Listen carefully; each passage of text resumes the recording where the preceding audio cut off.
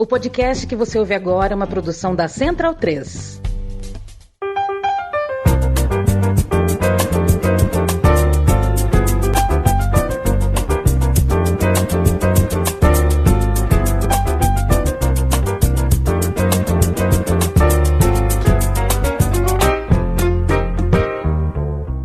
Boa tarde aos ouvintes da Central 3, está começando mais um podcast Meio Campo, parceria aqui da casa com o Trio Ternura, formado por Bruno Bonsante, Felipe Lobo e Leandro Stein. Peço desculpas até a quem acompanha o programa normalmente ao vivo, segunda-feira às 17 horas, já que eu tive um compromisso hoje durante a tarde e só conseguiria estar no estúdio com segurança nesse horário, não no horário das 5, também levando em conta que o nosso apresentador habitual, Leandro Yamin, não se encontra em São Paulo hoje, também está com compromissos fora da cidade. Bruno Bonsante, é difícil controlar o Manchester City no FM? Foi mais difícil do que eu pensei, viu? Achei que ia ser rapidinho ali. Mas não, precisei ficar 3 anos lá e nem consegui ganhar a Copa da Inglaterra, você acredita? Mas se você não sabe o que eu tô falando, você pode entrar no meu canal, Bons FM, e acompanhar lá a série que eu tô fazendo. Mas o pessoal lá do lado azul de Manchester fica incomodado se não ganhar a Copa da Inglaterra, ou se levar a Premier League as críticas são mais amenas? É difícil saber porque eles ganharam acho que umas 4 seguidas, não foi? Foi tipo, o City tá ganhando Copa da Inglaterra todo ano, né? Então vai saber quando foi a última vez que eles não ganharam. O Felipe Lobo, outro dia eu estava um pouco entediado e eu estava buscando um jogo que eu joguei bastante no começo do século, o Máfia, né? Que é um jogo em primeira pessoa, que você faz um cara que acaba entrando para uma organização criminosa meio por acaso, e daí eu tentei baixar ele. Daí eu achei lá no torrent, enfim, uma edição que eu achava que fosse antiga, né? Que não tem mais disponível de maneiras oficiais, vamos dizer assim. E daí acabei baixando um negócio que levou 2 horas. Daí eu fiquei, porra, que é isso, né? Pô, não costuma levar tanto tempo assim. Aí eu entendi depois, né? Porque era uma edição definitiva. E quando eu coloquei o jogo para rodar, apareceu um aviso assim que me broxou, né? Falou: teu computador não tem memória suficiente para rodar esse jogo. Depois de eu ter visto lá uma ceninha, tudo. O que faz nesses casos aí? Não sei se tem muito o que fazer não, viu, Matias? Talvez você tenha baixado a versão remasterizada do jogo, né? Porque existe a versão que está disponível nas lojas até hoje. Porque esse jogo saiu para as gerações passadas, né? Já tem em uma loja que já não está mais disponível, que é a da geração PlayStation 3, Xbox 360. Mas existe uma versão remasterizada do Máfia, do primeiro Máfia, que inclusive é uma versão muito, muito boa. E essa está disponível tanto nos computadores quanto nas lojas dos consoles. Mas aí, aí tem que ver quais os requisitos mínimos do computador, porque por ser uma versão remasterizada, ela é mais pesadinha, né? Porque os gráficos são um pouco melhores. Não, né? muito bom, inclusive. São muito bacanas. Inclusive, o Máfia recentemente teve um anúncio de um novo Máfia, e vai ser um novo velho Máfia, porque vai ser um novo, só que vai ser um prequel, vai ser antes do primeiro Máfia. Então, vai chamar Máfia The Old Country, que vai ser na Itália. Então vai ser na origem dos mafiosos, olha só. É isso aí. Aí vai sair em breve, em 2025 deve sair essa versão aí. Esse é um jogo muito bem falado, né? Principalmente, o 2 um pouco, o 3 decepcionou um pouco. Eu joguei o 1 só, eu tinha o CD-ROM, inclusive. Consegui zerar, né? Um jogo, uma história bem contada. Enfim, acho que um dos primeiros assim que lembrava muito cinema, assim, né? Tinha muita referência cinematográfica, enfim. Pra quem gosta desse... chama isso de jogo filminho. Tinha esse aspecto. E assim, para quem está acompanhando ao vivo, eu não reconheci a sua camisa. Não é uma camisa do FIFA 23. Ah, tá. É uma camisa de clube. Eu ia chutar, sei lá, algum clube japonês dos anos 90. Poderia ser. Poderia ser um clube americano da MLS dos anos 90. Também. Eles faziam essas coisas. Ou japonês também fazia. Mas na verdade não deixa de ser, de certa forma, norte-americano, né? Porque a EA Sports é canadense, então é a camisa do FIFA 23. E o Leandro Stein está com a camisa retrô da seleção brasileira, é isso? Exatamente, a camisa branca que, questões à parte de ter sido aposentado, eu acho muito bonita e sou uma pessoa que gosta muito da geração de 50 da seleção, né? Assim, sempre recomendo o Dossiê 50, que acho que é um livro primordial de futebol, né? Que traz o depoimento dos 11 jogadores do Maracanazo, mais o Flávio Costa, né? O livro do Geneton Moraes. Livro antigo já, se não me engano, foi produzido nos anos 80, né? Mas é muito interessante, assim, para entender um pouco a ideia dos jogadores e um pouco o impacto que aquela final de 50 causa em todos eles, né? E no fim das contas, enfim, acho que o que aconteceu em 2014 trouxe também um perdão, um descanso para a alma já dos 11 de 50, né? Pois é. E Leandro Stein, o que vai cair na prova hoje, nessa edição do Meio Campo, né? Quem, enfim, já tem aí o título, né? Vamos falar um pouco dessa questão do Vinícius Júnior, mas as outras pautas dessa segunda-feira fria aqui na capital paulista, o Bruno Bonsante, inclusive, está com um pullover cinza aí nos seus aposentos. Teremos Champions League, teremos Campeonato Argentino, teremos Campeonato Brasileiro Feminino, né, que está na final. Teremos também o julgamento do Manchester City, que é uma questão que está quente também, né? Assim, ainda vai levar um tempo, mas o julgamento começa com uma grande discussão, não só sobre o que vai acontecer com o Manchester City, mas também tem uma questão com a Premier League, né? Acho que a decisão que for tomada também vai ter um impacto grande para o futuro de Premier League, até na configuração desse jogo de tabuleiro, né? Pensando nos bastidores da Premier League. E só para confirmar, o City ganhou só 2 Copas da Inglaterra com o Guardiola. Eu confundi um pouquinho com a Copa da Liga, que ela ganhou 4 vezes seguidas. Então, só para não falar a besteira completa. Inclusive perdendo um clássico numa das finais, né? No último ano perdeu para o United, o primeiro derby de Manchester na final. Pois é. Felipe Lobo, você, né, que lançou essa pergunta, né, que intitula o programa, se existe uma campanha racista contra Vinícius Júnior, né? Assim, não sei se é algo organizado, assim, né, estruturado, mas a gente percebe que o Vinícius é um jogador, enfim, de muito destaque, né?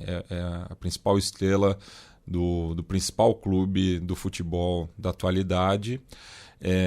Enfim, já conquistou diversos títulos pelo Real Madrid, é um protagonista e mesmo assim não é favorito, né, para conquistar a Bola de Ouro, que, na minha opinião pessoal, eu acho que já virou um prêmio irrelevante, assim. Muito por conta do termômetro e do populismo que é levado a essa votação.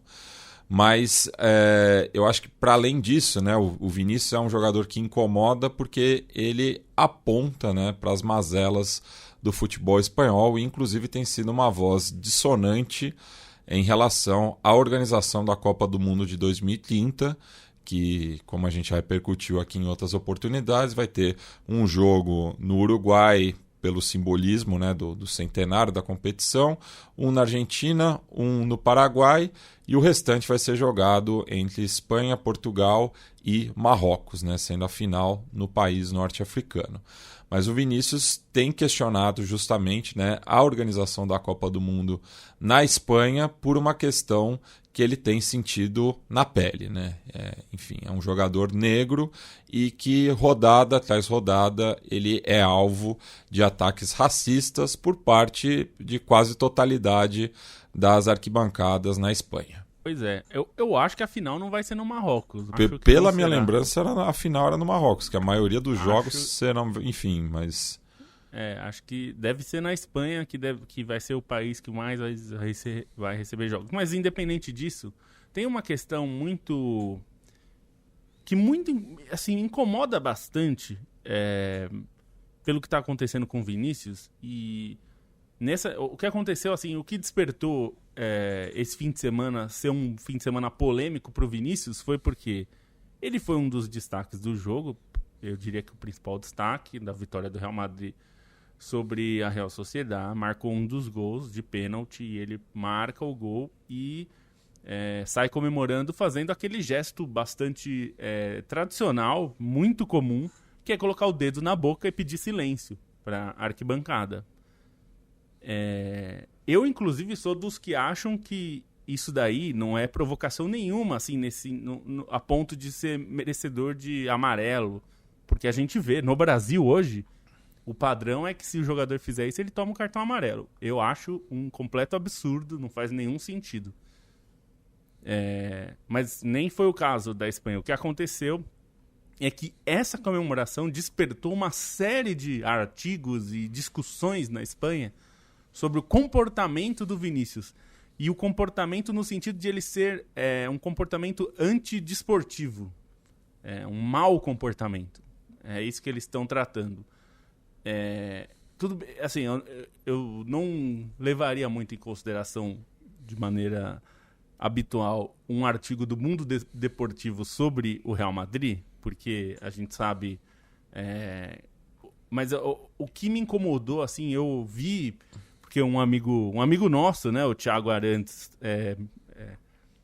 me chamou a atenção para isso, porque ele me mandou e falou que está uma discussão muito quente lá sobre essa coisa do comportamento do Vinícius. Que ele não mereceria a bola de ouro pelo comportamento dele. O que me incomoda bastante, porque assim, peraí, então, primeiro, você está dizendo que em campo ele merece. Então, porque se ele não merece por causa do comportamento de fora, mas me incomoda porque esse gesto não tem nada demais e a gente viu isso ser feito milhares de vezes, sem nenhum medo de errar aqui por exagero. Assim, só de fazer uma pesquisa rápida, qualquer um aí na internet consegue ver o Cristiano Ronaldo pelo Real Madrid, com a camisa merengue, comemorou assim umas dezenas de vezes, pelo menos. Assim, mais do que isso, considerando o número de vezes. Sem contar que você pode considerar, assim, que aquela comemoração dele já não seria uma provocação, dizendo eu estou aqui, calma. Se você for levar para esse lado, né? Eu acho ótimo essa comemoração. O Messi mostrando a camisa para a torcida do Real Madrid. O Messi levantando a camisa do Barcelona diante da torcida do Real Madrid. O Piqué, eu pesquisei jogadores do Barcelona especificamente, né? Porque já que o Mundo Deportivo considerou um comportamento antidesportivo, pedir silêncio para uma torcida que estava fazendo xingamentos constantes a ele, eu achei Suárez, Piqué, o próprio Messi, enfim, vários jogadores de peso, não estou nem falando dos jogadores de relevância, jogadores de peso comemorando assim. Jogadores do Real Madrid também, vários. Raul já comemorou assim, Morientes comemorou assim, Ronaldo comemorou assim. E aí o que me leva a ficar olhando, e eu fui procurar as declarações, né? E aí vários comentaristas espanhóis, inclusive ex-jogadores não espanhóis que comentam na Espanha, falando sobre isso. O Vinícius tem um comportamento que é muito ruim. E isso me leva àquilo que você falou. O problema do comportamento não é a comemoração, né? A questão aí não é a comemoração, é a postura dele quando ele aponta que existe racismo na Espanha, como existe no Brasil, no Uruguai, na Espanha, na Itália, na França, na Rússia, nos Estados Unidos. Existe racismo em qualquer país, a rigor, né? Assim, é muito difícil que não exista. Só que virou uma batalha meio... uma questão nacional na Espanha, né? O Vinícius está nos chamando de racistas. A ponto de vira e mexe na seleção espanhola, fazem perguntas para os jogadores espanhóis, levantando uma bola, evidentemente, perguntando de forma capciosa se a Espanha é um país racista. Pro jogador espanhol, claro, falar que não, obviamente que não. E essa não é a questão, né? Que é o que a gente sempre fala quando se aponta uma atitude racista. A primeira defesa da pessoa é sempre falar, mas eu não sou racista. E esse não é o ponto, né? Quando você aponta uma atitude racista, você está dizendo que a atitude foi racista. E as pessoas às vezes confundem, não. Se eu não sou racista, nada do que eu faço pode ser racista. Porque eu não sou. Então nada do que eu faço é pensando em ser racista. Portanto, eu não sou racista. E esse é uma... A gente falou da Argentina outro dia, né, Matias? Que às vezes falta essa discussão, que não é uma questão de chamar a Argentina é um país racista e todo mundo é racista. Não é isso. Obviamente que não é isso. A questão é a gente pensar quais atitudes que as pessoas tomam que são racistas e muitas vezes são ignoradas porque são colocadas numa caixinha de brincadeira. E é um pouco o que acontece com o Vinícius. Até o Carvajal, que outro dia já falou umas bobagens, quando estava na seleção espanhola, coincidentemente, mas até o Carvajal, nesse fim de semana, defendeu depois, né, na zona mista, que ele falou que os jogadores ouvem o que o Vinícius tem que ouvir dentro de campo, da torcida e dos adversários, e que é absurdo o que ele ouve. O Ancelotti falou a mesma coisa. O Ancelotti falou, eu não aguentaria o que o Vinícius ouve. Então, me parece que essa crítica que se construiu sobre a atitude do Vinícius, o Vinícius ser um jogador antidesportivo, um jogador que tem um mau comportamento, um jogador que provoca, um jogador que simula, que é outra coisa que tem sido muito usado lá. Está sendo usado, deu uma de Vinícius, virou sinônimo para falar que o jogador está simulando. O que é um grande exagero, né? Se a gente pensar, o Vinícius não é um jogador conhecido por simular jogar faltas, né? Então, tudo isso me dá uma sensação de que há uma campanha, porque a única coisa que o Vinícius é diferente desses todos os jogadores que eu citei, Luis Suárez, sul-americano, Ronaldo, sul-americano, Messi, sul-americano, aí você tem Piqué, aí você tem Cristiano Ronaldo, mas nenhum desses jogadores é negro retinto, né?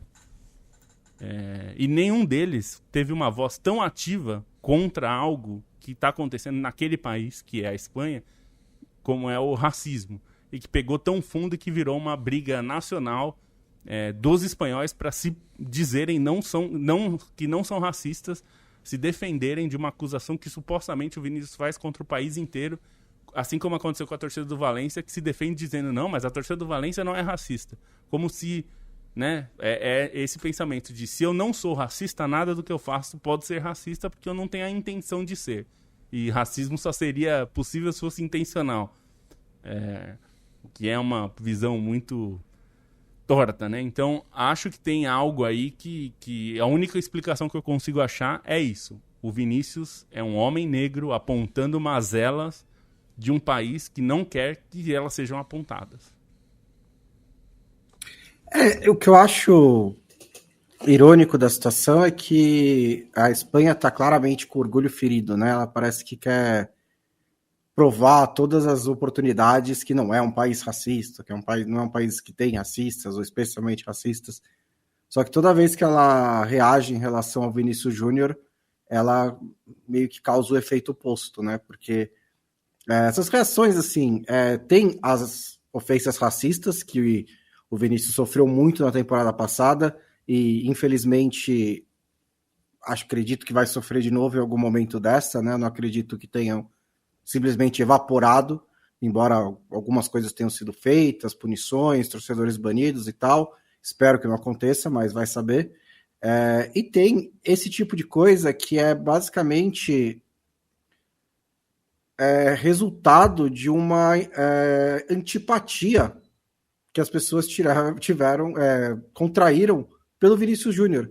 E essa antipatia só pode sair da luta dele contra o racismo, né?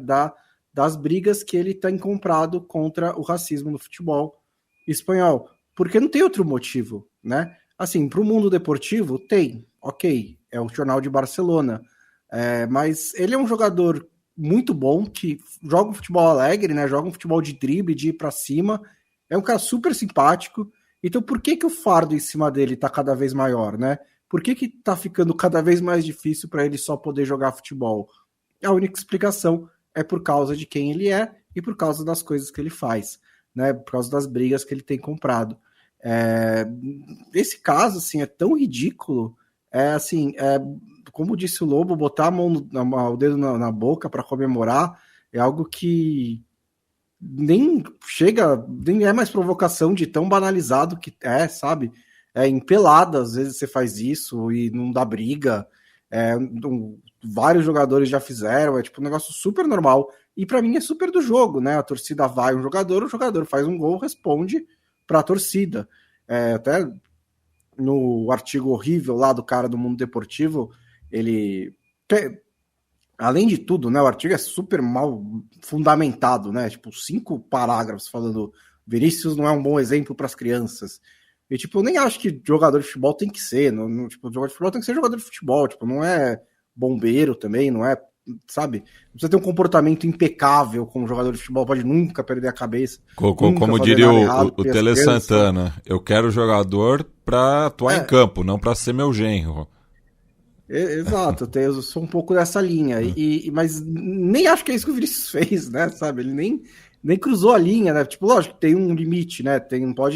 Não pode também sair dando cotovelada em todo mundo e puxando o cabelo e xingando a irmã e tal. Tipo, tem um limite, mas o Vinícius não chega nem perto desse limite. Todas as vezes em que ele passou do limite, pra mim, que eu consigo lembrar, foi reagindo a casos de racismo. Foi em brigas em que ele foi em confusões, como aquela contra o Valência, que ele dá empurrão, que ele passa, mas é porque ele tá reagindo a uma injustiça, a uma ofensa que foi feita contra ele. Então, é justificável, é compreensível. Mas botar o dedo na boca e gerar toda essa reação ao ponto de... Porque se o Ancelotti e o Carvajal tiveram que responder a isso, não é só o Mundo Deportivo, né? Outras coisas. Também tem o relato do Thiago Arantes, que mora lá na Espanha, dizendo que isso virou um ponto de discussão. Né? Isso chegar ao ponto de discussão, você ter que ser defendido pelo Ancelotti, defendido pelo Carvajal, pelo que ele fez, é absolutamente absurdo.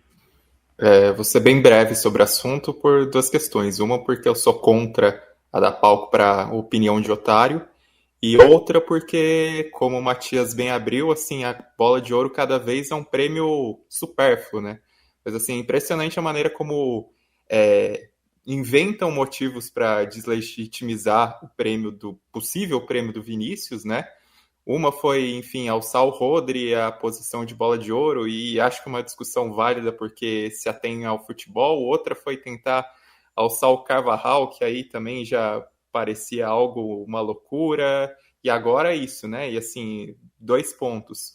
Um é que, por exemplo, quando o Benzema ganhou a bola de ouro, menos de um ano antes, ele tinha sido condenado por uma questão de extorsão em relação a fita, a sex tape do Valbuena, né? E assim, questão de exemplo, eu não lembro de ter tido qualquer discussão com mais afinco quanto ao mérito do Benzema em relação à bola de ouro, porque, enfim, se ativeram os méritos dele dentro de campo, isso é válido também, e acho que assim, a bola de ouro tinha que ser um prêmio para se avaliar quem é o melhor em campo, quem vem jogando mais bola, e até acho que às vezes se prende muito a títulos, enfim.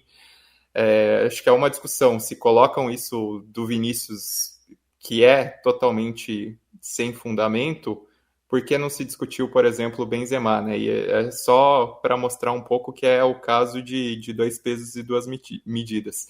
E no fim, assim, indo além de qualquer tipo dessa discussão, enfim... Sim, passou o Benzema, ok, acho que a gente tem que considerar o que ele fez, porque ele foi punido, né? Ele foi condenado a pagar uma multa e um ano de prisão em suspensão, se ele fosse reincidente, mas enfim, acho que outro ponto a Espanha não coloca a mão na consciência, né? Assim, não vou colocar a Espanha como um todo, mas muitos dos espanhóis que têm voz, eles não se atêm ao cerne da crítica do Vinícius Júnior, né? Que é ter um tipo de autorreflexão. Não existe esse tipo de autorreflexão que seria tão importante, que a gente vê um ambiente degradado e repetição em relação ao caso de racismo, e no fim, assim, tudo isso acho que deve cansar 1000 vezes mais o Vinícius Júnior, e nem acho, assim, por exemplo, esse sinal de silêncio que tenha algo a ver necessariamente com o Real Madrid, né? Vamos lembrar que a gente está voltando de uma data FIFA que ele foi muito criticado por aquilo que ele não jogou com a seleção brasileira e que, de fato, ele não jogou bem e acho que foi uma resposta dele mais nesse sentido do que necessariamente a questão de início de temporada dele no Real Madrid, que as coisas não estão fluindo tão bem, porque, enfim, uma crítica também gerada pela expectativa que se gera em relação ao que o time já fez nas últimas temporadas e o que chega o Mbappé. Mas, assim, é tudo muito... muito otário falando, é muita atenção para opinião que não vale a pena, pouco olhar para a bola e pouco olhar principalmente naquilo de mensagem que o Vinícius traz muitas vezes, que é válido, né? Que é a discussão do racismo na Espanha, que precisa ser de fato discutido, precisa ser de fato combatido o problema que está claro, escancarado, independentemente se o Vinícius joga bem, se ele joga mal, se ele comemora de um jeito, se ele comemora do outro, existe um problema claro de racismo na Espanha e usam todos os subterfúgios para deslegitimizar o discurso do Vinícius em relação a isso, e é mais um caso com um bando de otário tendo palanque aí na imprensa espanhola. E só para lembrar, como o Bonsa falou, na AS TV tem um programa de discussão que eles foram falar que as atitudes de Vinícius... Um repórter trouxe uma informação de bastidores, obviamente sem citar ninguém, mas nem daria para citar, mas ele disse que dentro do Real Madrid só quem defende o Vinícius é o Carlo Ancelotti. Que as atitudes incomodam os companheiros. E eu estou trazendo isso, como o Stein disse, é uma opinião, é uma informação muito pouco confiável da onde vem, mas mostra assim, nós estamos falando de imprensa de Madrid, que normalmente é super Real Madrizada, e está falando que os jogadores do Real Madrid estão incomodados, quando os jogadores do Real Madrid estão fazendo exatamente o contrário publicamente. O Carvajal não tinha por que defender, se fosse o caso. Era só falar, isso aí é um assunto que não interessa. Ele podia desconversar. O Ancelotti teve que falar com todas as letras. O Carvajal falou. Então, assim, eu só consigo pensar nesse motivo. Eu não consigo pensar em nenhum motivo, sinceramente, porque, como o Bonsa falou já também, se ele teria o direito, qualquer jogador tem direito de ser provocador. A gente cansou de ver jogador provocador. Inclusive, a gente até gosta de muitos jogadores que são provocadores e faz parte. Mas nem é o caso. Ele poderia ser. Mas nem é. O Vinícius nem é um provocador, assim, notório. A gente nem vê atitudes do Vinícius super provocativas. Vou pegar um exemplo. O Ronaldinho era mais provocador do que o Vinícius. O Ronaldinho pegava umas bolas na ponta, assim, que você ia falar, bicho, esse cara vai sofrer agora nos pés do Ronaldinho. Ele passa... O Vinícius eu nem acho que faz nada muito assim, muito assintoso em relação a provocar. Então me dá a sensação de que existe uma coisa para deslegitimar o Vinícius a ponto de ter coisas dizendo que ele mancha a imagem do futebol espanhol e de La Liga e do Real Madrid. Como se o que manchasse não é o racismo, é a atitude do Vinícius, né? E só para deixar claro, no fim das contas eu daria a bola de ouro para o Benzema, mas acho que era uma discussão necessária e dentro de todo esse falso moralismo que se coloca, assim, se não teve falso moralismo, enfim.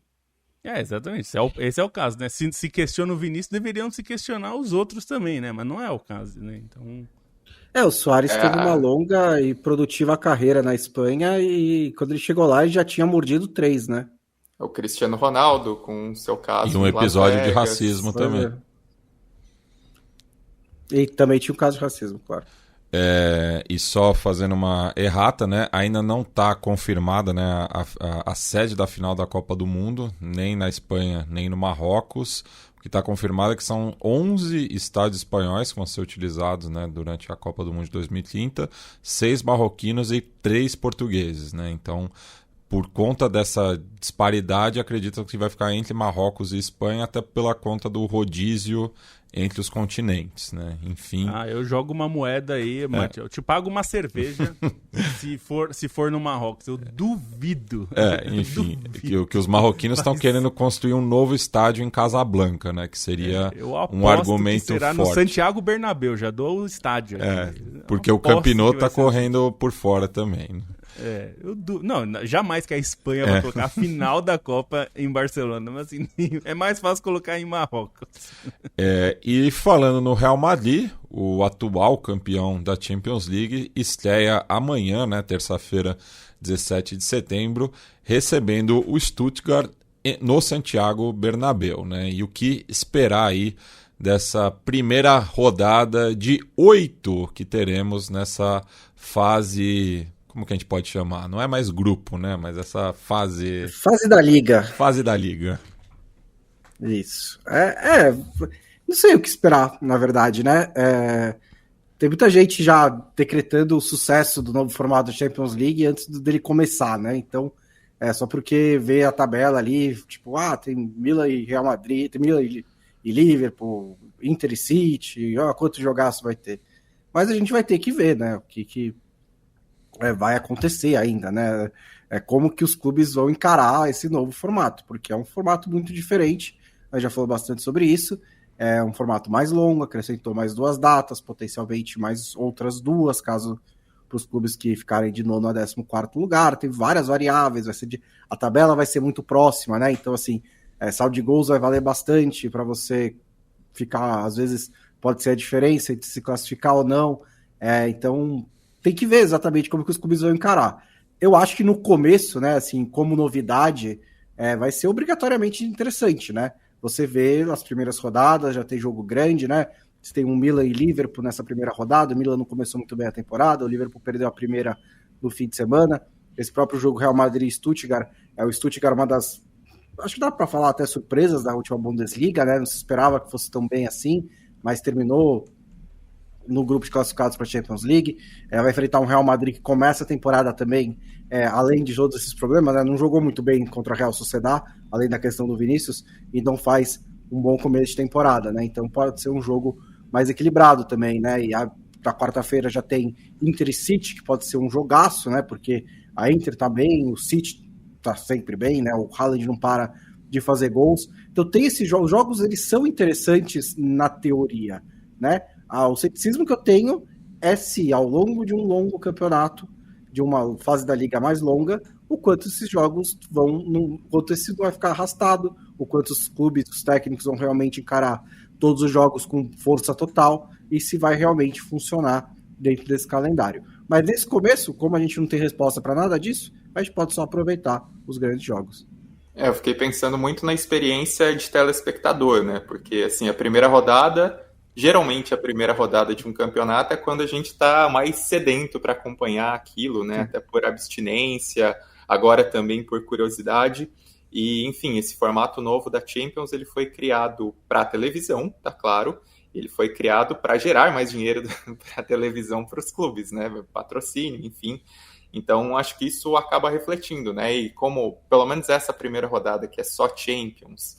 que vai ter todos os holofotes para Champions, todas as atenções, até pela divisão dos horários, essa experiência de telespectador tende a ser mais legal do que a experiência anterior, né? O modelo anterior, especialmente pensando quem vai ter mais tempo livre à tarde, né? Assim, não é o caso da maioria absoluta da população, mas acho que a questão da divisão em 3 dias, você vai conseguir ver mais jogos.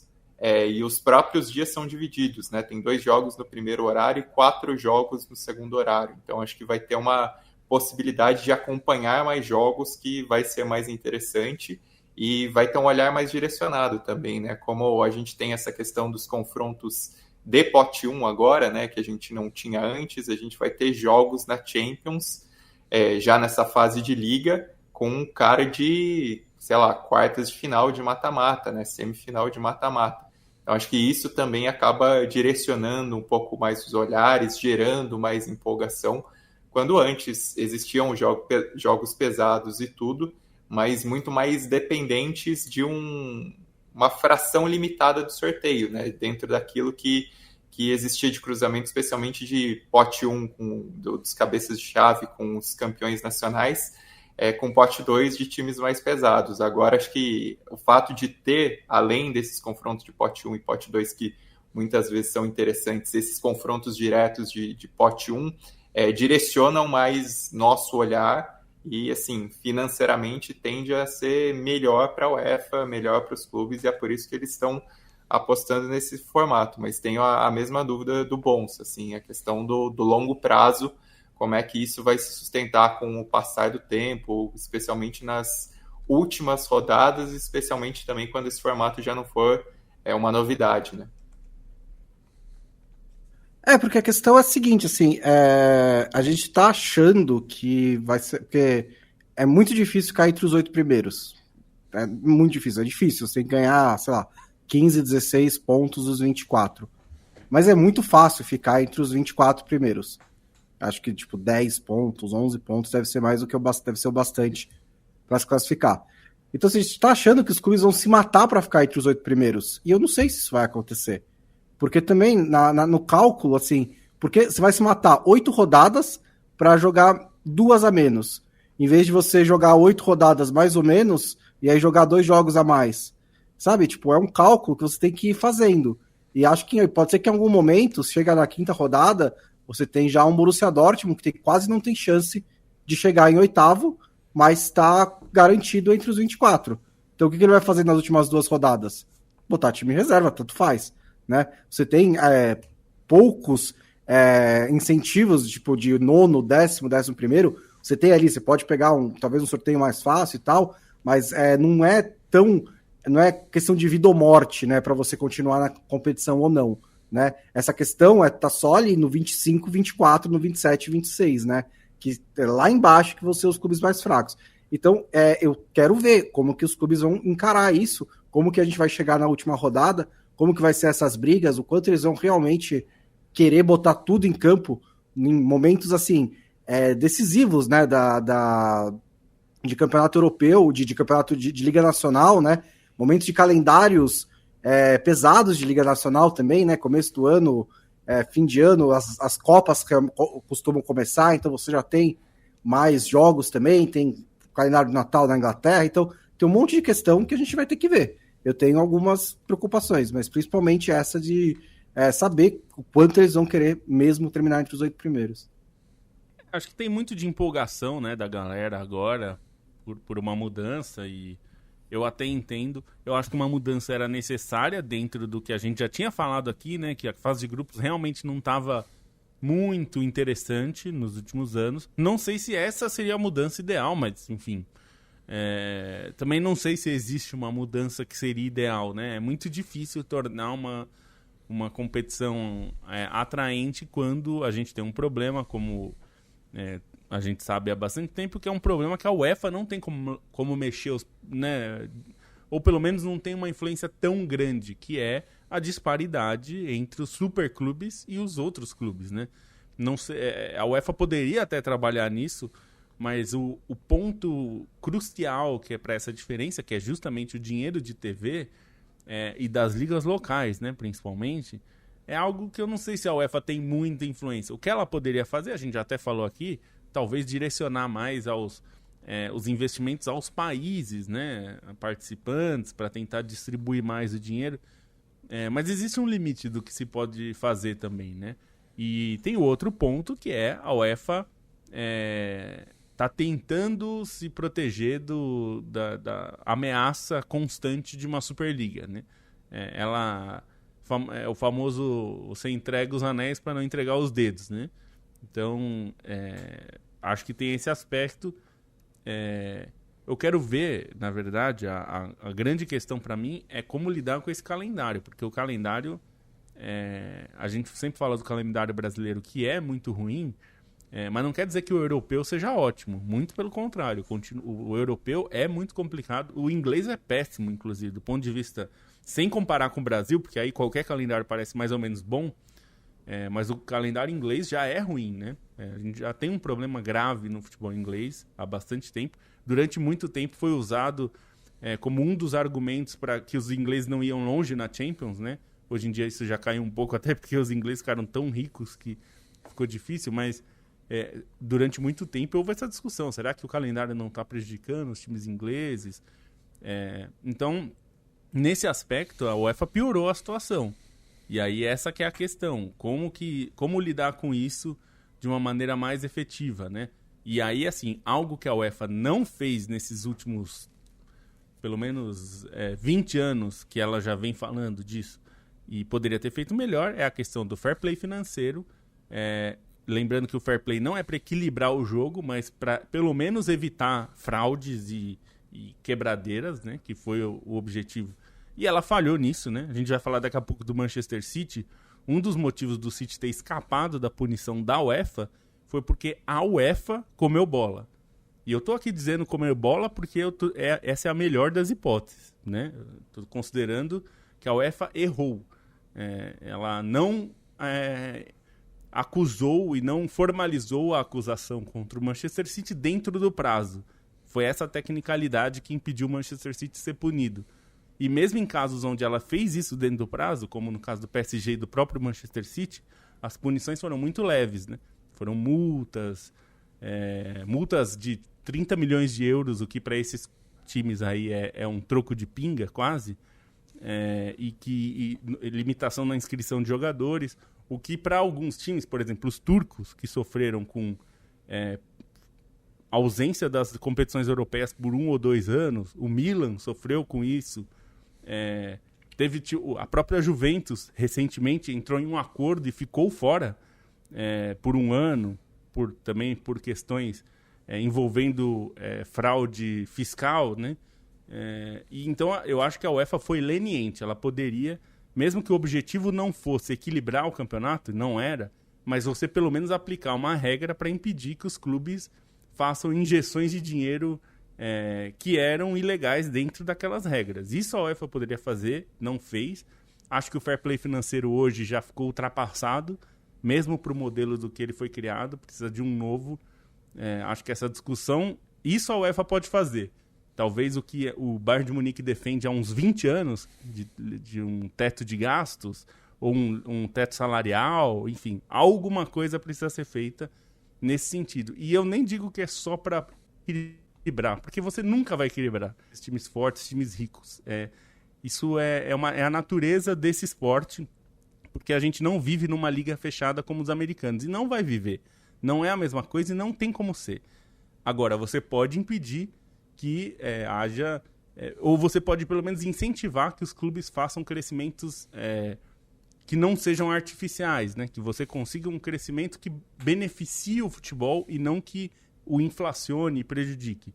Isso é o papel que a UEFA deveria ter e ela não tem exercido muito bem nos últimos anos. Agora, em relação a transformar tudo, eu não sei o quanto que ela pode fazer para impedir que a Premier League ganhe mais dinheiro do que o campeonato holandês, né? Isso não tem muito como. Eu acho que esse ponto é importante, só para terminar, porque é muito provável que a gente vai ver no mata-mata da Champions League esse ano clubes que a gente não via antes, né? Porque tem 8 a mais, né? Então, naturalmente, você vai ter, e talvez pelo sorteio ou pelas classificações ali, acabe dando Celtic e Stuttgart nos 16 avos de final, e aí um deles chega nas oitavas, e a gente pode dizer, olha, esse formato é mais democrático. Não nem tanto também, né? Porque aí nas oitavas vai pegar um dos 8 primeiros, que provavelmente vão ser todos os superclubes. E aí vai ser eliminado de qualquer maneira. E ainda assim, chegou, uma democratização, entre aspas, artificial, né? Porque não é que a diferença baixou, é que você abriu mais vagas e colocou um formato que permite que os clubes cheguem. Então, dentro dos parâmetros anteriores, talvez não chegassem. Então, eu também não vejo como algo bom nesse sentido de diminuir, né, de diferenças e tal, de diminuir as disparidades. Você talvez tenha, né, pela possibilidade do cara entrar no mata-mata e aí ter uma campanha mágica, sei lá. Pode ser que algum clube que geralmente antes não chegava consiga uma campanha um pouquinho mais longa. Mas eu acho que é mais pelo formato do que por qualquer outra coisa. Uma democratização que lembra a Copa do Brasil, né, Matias? A gente sempre fala, eu sei que você já falou várias vezes, que é muito democrática até as oitavas de final, né? Ou, na verdade, agora, uma fase antes, né? Que é quando entram os times da Libertadores, aí acabou, né? Porque aí, basicamente, é um funil enorme para chegar na hora e pegar os grandões e mais ricos e serem...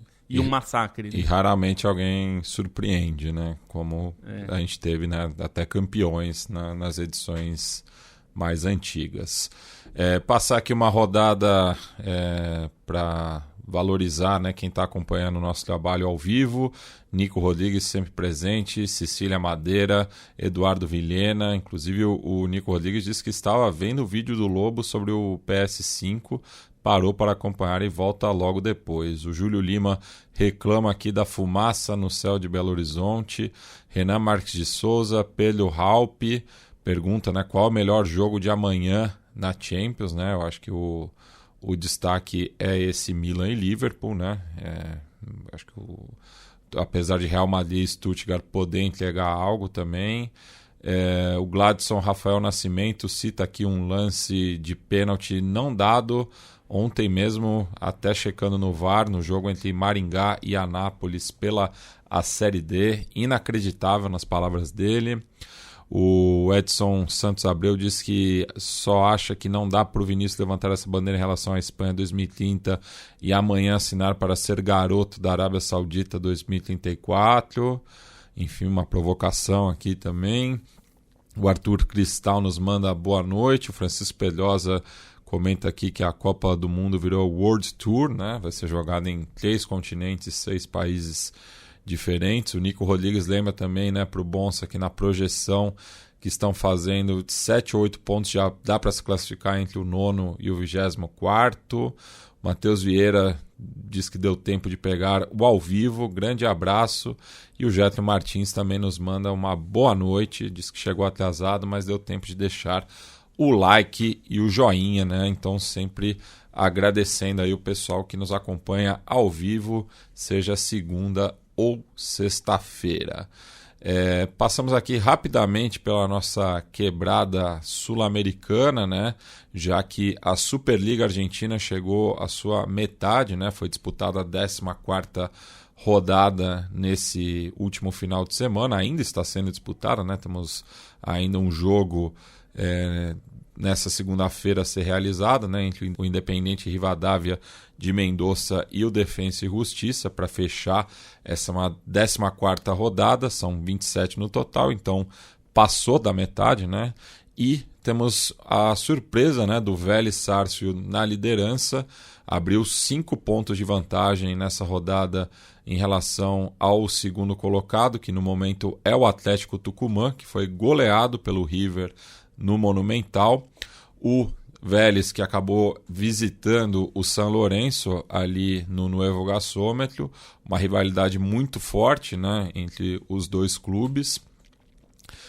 E o Vélez já vinha de ter eliminado o Cuervo na Copa Argentina e com um gol logo no começo conseguiu, né, mais 3 pontos e, enfim, abre aí, né, uma vantagem considerável para poder, né, voltar a ser campeão depois de 13 anos, né? Não ganha um título desde ali do começo de 2013, um jejum já muito grande para uma equipe que desde 93 aí vem empilhando taças, né, e se colocando entre os 6 maiores vencedores do campeonato argentino. Só para aproveitar para dar um destaque do Vélez, né, assim, mencionar o Gustavo Quinteiros, que é assim, fantástico, né, o currículo dele. Muitas vezes a gente, acho que relaciona aqui no Brasil, notadamente mais pelos trabalhos dele em seleção, né, Bolívia e Equador, ele que é nascido na Argentina, mas de origem boliviana e defendeu a Bolívia nos grandes times dos anos 90, né, fazia parte do time que jogou a Copa de 94, e como treinador de clubes, ele tem um currículo, se ele ganhar esse título com o Vélez, ele pode ser campeão na 4ª Liga Nacional, diferente da América do Sul, né, porque na Bolívia ele foi campeão com 3 clubes diferentes, né, Blooming, Bolívar e Oriente Petroleiro. No Equador ele foi bicampeão com o Emelec, que era acho que talvez o trabalho dele mais conhecido aqui no Brasil aquele Emelec de 2013, 2014, que também fazia bons papéis na Libertadores. E no Chile, né, ele teve trabalhos notáveis também. Na Universidade Católica, ele ganhou o campeonato chileno, mas era naquela época de sequência da Universidade Católica, em que cada temporada era um treinador diferente dirigindo, e depois ganhou no Colo-Colo em 2022, num trabalho até de reconstrução do Colo-Colo, né? Enfim, ele tinha quase caído na temporada anterior, conseguiu evitar o rebaixamento, depois conseguiu ganhar o campeonato chileno. Então, enfim, um currículo recheadíssimo, e se ele ganhar esse título com o Vélez, talvez seja de maior reconhecimento, pelo peso do campeonato argentino e por aquilo que também pode representar o clube, né? E o Vélez que também está vivo na Copa Argentina, né? Inclusive enfrenta o Independiente nas quartas de final. Se passar, pega o vencedor de Boca ou Rinácia, né? Do outro lado temos clubes menos tradicionais, né? O Tajeres de Remédio Escalada enfrenta o Huracán, enquanto que o Central Córdoba de Santiago del Estero pega o Temperley, né? Acho que uma chave tá mais parruda do que a outra, né? E o Nico Rodrigues lembra aqui, né, da estreia do Iker Muniain pelo São Lourenço, né? Ele que abandonou a aposentadoria e está jogando no São Lourenço até com uma forma de gratidão, né?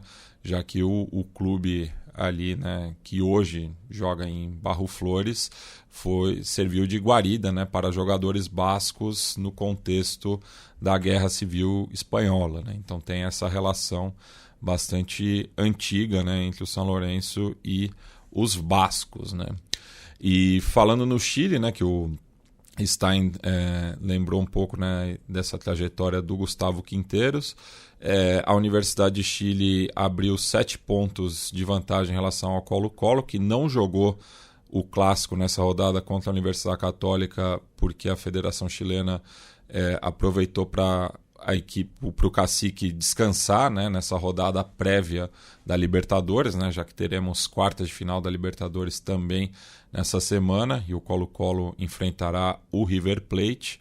Então ganhou esse boi aí, né, da Associação Nacional de Futebol Profissional do Chile. Então Laú abriu 7 pontos, mas tem 2 jogos a mais, né, o que seria em pontos perdidos um de diferença apenas, né? Mas a Universidade de Chile também, que não conquista o campeonato local desde 2017, enfrenta aí um jejum de certa maneira incômodo, né? Até pensando que a Católica se aproximou com o tetracampeonato consecutivo, o Huachipato foi campeão e o Colo-Colo também aumentou ainda mais a vantagem, sendo o maior campeão do país, né? Então, e em terceiro lugar está justamente a Universidade Católica com 39 pontos, já bastante longe da disputa pelo título, isso porque faltam 6 rodadas apenas, né? O campeonato turno e retorno com 16 equipes, então 30 rodadas no total. E por último aqui nesse rolê Sudaca, né? E fica aqui o convite para ouvirem o Conexão Sudaca, que voltou, né, nesse meio de 2024. Vamos para a Colômbia, né, que se a gente reclama, né, do calendário do futebol brasileiro, a Colômbia não fica muito para trás, né? Até porque no país cafeteiro está sendo realizada a Copa do Mundo Feminina Sub-20, né? Então, 4 estádios foram utilizados pela FIFA para essa competição, 2 ali em Bogotá e 1 em Cali, outro em Medellín. Então, as equipes dessas cidades, né, que usam, né, os estádios públicos para mandarem seus jogos, estão tendo essas partidas adiadas, né? Então o Once Caldas, por exemplo, é o líder atualmente com 23 pontos. Só que o América de Cali, que joga de local no Pascoal Guerreiro, tem 19 pontos e 2 jogos a menos. O Atlético Nacional, que joga no Atanásio Girardot, também tem 2 jogos a menos e 7 pontos de diferença em relação ao Once Caldas. Então tem equipes que já jogaram 10 partidas, outras com 9 e outras com 8, né? E esqueci de comentar que o Independiente Santa Fé jogou 6 rodadas, né? Então são 4 de diferença para o Once Caldas. São 10 pontos de diferença, mas se ganhar essas 4 partidas faltantes, passaria, né, a equipe de Manizales. Então fica muito difícil, né, de enxergar o panorama completo do campeonato colombiano. Bonsa, voltamos agora para o velho continente, vamos para a Inglaterra, já que temos aí, né, o julgamento do Manchester City, né, que nós temos. Rola aí essa investigação desde 2021. E 18 meses, né, desde que o negócio pegou para valer mesmo, né, foi em fevereiro de 2023, né, depois dos vazamentos do Football Leaks, que levaram a uma suspensão de 2 anos da UEFA, que depois o Manchester City conseguiu reverter. E o caso da UEFA é relevante para esse também, porque muitos dos elementos das acusações são as mesmas. E no caso da UEFA, o Manchester City conseguiu se livrar por tecnicalidades, né? Principalmente a prescrição das acusações. Outra coisa que tem, uma coisa importante que tem de diferença é que a Premier League conseguiu na justiça acesso a mais provas e a mais evidências. Então ela também tem mais elementos para acusar o Manchester City. É um julgamento, vou dar um breve resumo do julgamento. Ele deve durar 2 meses e meio. Depois disso, então vai até mais ou menos até o fim do ano. Depois disso, o painel ainda tem que discutir e escrever o relatório, né? No caso do Everton, que era uma acusação, isso demorou 1 mês. No caso do City, que responde a 115 acusações, vai demorar um pouquinho mais do que 1 mês, né? A expectativa é que, se terminar tudo antes de maio, o Manchester City, o processo terá sido rápido. Então, eles estão tentando até o fim da temporada, né, para não esticar isso um pouco mais. Só que aí tem um outro problema. Caso haja punição, ela poderia ser aplicada imediatamente, só que isso seria antes da apelação. E qual que é o problema disso? Uma punição possível é o Manchester City ser rebaixado, né?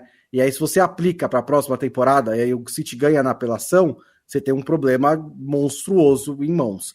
Então, mesmo que o City seja considerado culpado, essa punição ainda deve demorar um pouco. Mas o fato do julgamento finalmente começar, né, é bastante relevante.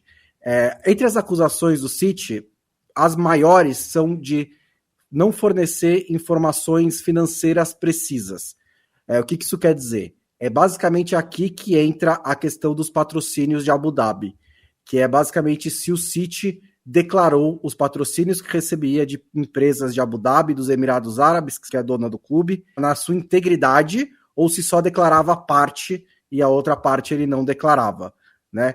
Isso é um negócio meio complicado, porque a própria Premier League muda suas regras ano a ano de como você tem que divulgar suas informações e tudo mais, então isso varia bastante. Efetivamente, o City é acusado de 5 a 6 infrações por ano durante 9 anos.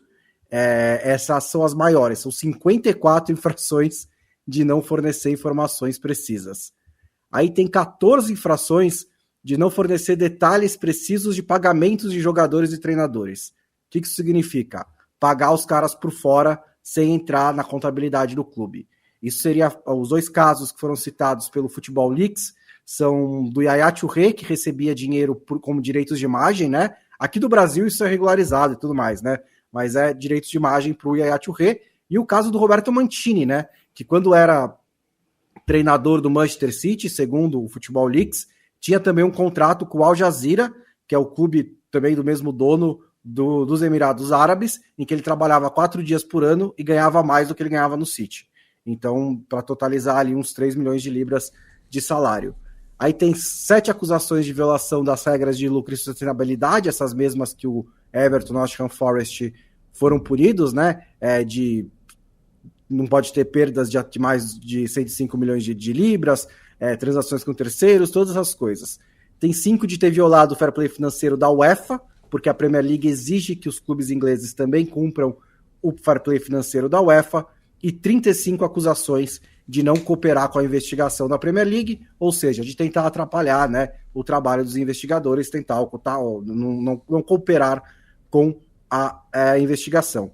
Essas são as acusações do Manchester City. As mais importantes são as primeiras, aquelas 54, porque é ali que estão as informações, né? Então, assim, se as informações que o Manchester City apresentou para a Premier League não forem precisas, é altamente provável que o Manchester City tenha violado as outras coisas, porque imagino que não teria motivo para você esconder as suas informações para o outro lado, né? Você está em uma situação financeira melhor do que parece, e aí se eles esconderam, foi esconder para acobertar violações de outras coisas, das outras infrações.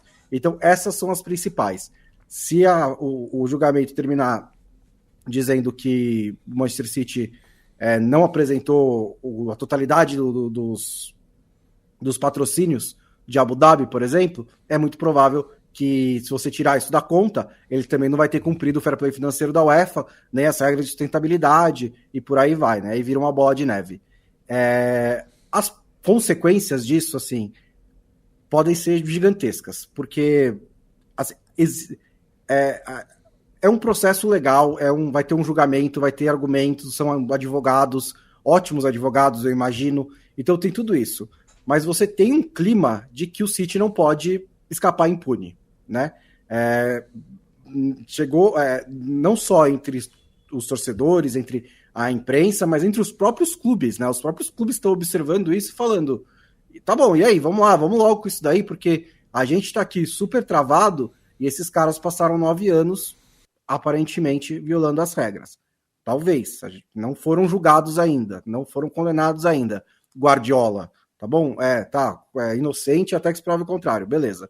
Mas são 115 acusações, né? Na verdade são 129, mas, enfim, acabou popularizando como 115, mas tanto faz.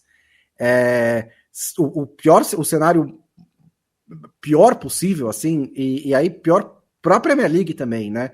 Seria o Manchester City receber uma punição tão grande que ele seria rebaixado. Porque, beleza, você está tirando um grande infrator da conta. Você talvez comece a ter um campeonato inglês mais equilibrado na parte de cima da tabela. Mas basicamente o que a Premier League está dizendo é que esses últimos 10 anos foram ficção.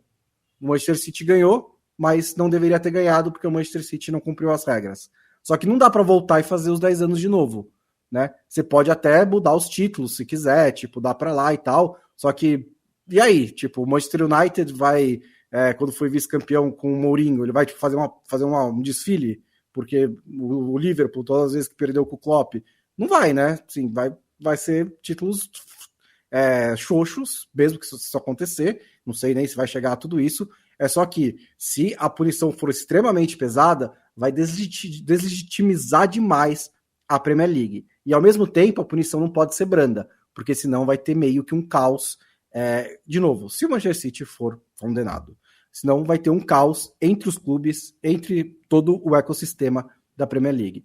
Então, assim, não é nada empolgante, não é super divertido, não adianta ficar entrando no site do Guardian amanhã e ver, vou ver como é que tá o julgamento. Tipo, não vai ser assim.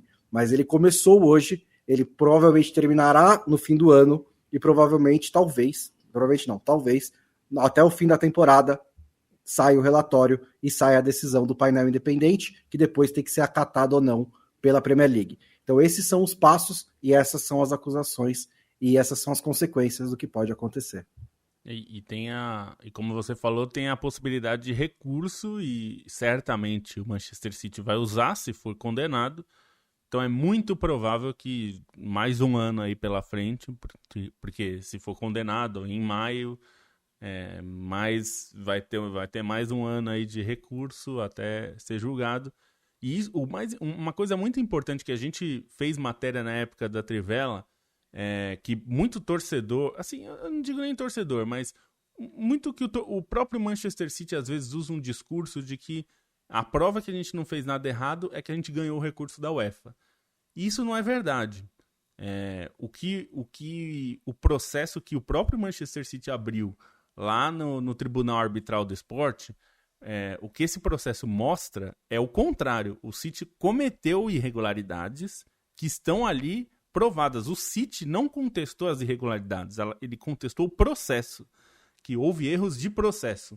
E, portanto, foi um desses erros de processo que foi acatado, que foi o prazo, e que, portanto, o processo não foi adiante, não pôde ser condenado, por causa disso. E isso é tão verdade que a multa, mesmo sendo reduzida, ela permaneceu, né? Porque se fosse considerado completamente inocente das acusações, se essa fosse a alegação, não teria multa. A multa foi reduzida porque o prazo foi perdido pela UEFA. E assim, a gente falou quando a gente falou do Depay e tal, eu sei que torcedores do Manchester City lá, né, na Inglaterra, estão muito bravos com tudo isso, mas é menos sobre o Manchester City e mais, como o Bonsa falou, uma questão de como a gente lida com esse futebol que a gente está hoje, né? Como ele acontece hoje. Como a gente vai lidar com esses clubes que têm poderes de Estado e que conseguem burlar regras que foram criadas em um contexto diferente, né? Foram criadas num contexto que os donos de clubes não eram estados superpoderosos financeira e politicamente. Então, eu acho que essa é uma questão importante. E é importante também não só para os clubes donos que são propriedade do Estado, mas mesmo o Chelsea, que é propriedade de um bilionário, de um grupo, na verdade, né? Que não é só o Ted Boyle que é o dono, ele é a cara, né? O principal acionista, mas é um grupo. Como lidar com esses caras, né? Porque o Ted Boyle claramente tentou burlar todas as regras possíveis em relação ao fair play financeiro. Algumas delas ele usou a própria regra, né? E que a regra precisou ser alterada por causa do Chelsea, como, por exemplo, colocar os contratos em 8 anos, porque a UEFA considera o valor da contratação diluído pelo número de anos do contrato, então eles criaram contratos maiores, como acontece na própria liga de beisebol, a MLB. Então, essa é uma questão, né? Quem está presidindo clubes, quem é dono de clubes hoje, tem muito mais poder de fazer essas estripulias para fugir de regras. É preciso pensar coletivamente, assim, pensar como o futebol vai se proteger disso, porque a gente viu as consequências da superinflação do mercado desde o começo dos anos 2000, e isso causou problemas, né? Inclusive quebradeira de clubes, mas não só isso, né? Então é importante pensar não só... eu sei que é difícil para quem está sendo acusado, né? Mas é uma questão que não se trata só do Manchester City, é isso que eu quero dizer. Se trata de como lidar com o futebol, inclusive com o Real Madrid e Barcelona. O Barcelona, com tudo que fez aí, na verdade era para ter sido punido antes, né? Mostrou que, na verdade, as autoridades foram incompetentes. Então é assim, como lidar com esse futebol, que os clubes estão tão poderosos e conseguem burlar tanto as regras que foram criadas em outro contexto. Stein, para finalizar, ontem tivemos a partida de ida da final do Brasileiro Feminino, no qual o Corinthians saiu na frente, né? Enfim, uma equipe dominante, né? Como o Corinthians, o adversário tem que errar o mínimo possível. E ontem o São Paulo errou dos dois lados do campo e um 3-0, né, que parecia irreversível, terminou 3-1, ainda é muito difícil, mas o São Paulo vai para Itaquera com uma mínima esperança, né? O que dizer aí desse final de campeonato? Faz diferença a experiência que o time do Corinthians tem em lidar com esse tipo de situação, né? E acho que isso ficou mais uma vez evidente nesse primeiro jogo. É um time do Corinthians muito vitorioso, muito cascudo no sentido de ter grandes experiências, não só em finais de campeonato, mas até pensando em seleção brasileira, né? Se a gente considerar que 3 titulares do Corinthians disputaram os Jogos Olímpicos, ainda tinha jogadora de seleção saindo do banco durante o segundo tempo. Então é um Corinthians que tem essa bagagem toda e contou mais uma vez com a Vicky Albuquerque, né? Uma jogadora muito importante nesse período do Corinthians, né? Nesse momento vitorioso do futebol feminino do Corinthians, e foi decisiva nessa final, fez 2 gols, deu assistência, acabou preponderando para garantir essa vitória. Acho que fica positivo também o ambiente no Morumbi, né? Assim, a valorização do futebol feminino também por isso, de ambiente, de torcida, de valorizar a torcida e valorizar esse acesso, né? A gente teve episódios recentes aí que os torcedores não tiveram o melhor acesso ao jogo, né? Seja por complicação no estádio, seja pelo mando de campo, enfim. E essa valorização acaba sendo importante, mas o Corinthians, que já era favorito por toda essa história, né, por tudo isso que vem construindo nos últimos anos, fica bem próximo desse título e mostrando, né, como essa tarimba das jogadoras ela facilita ainda mais num momento de tanto peso. Bueno, é isso. A gente encerra mais esta edição do Meio Campo. Voltamos na sexta-feira às 15 horas, ao vivo no YouTube e presente no feed, onde quer que você assine a gente, né? Em qualquer plataforma estaremos lá.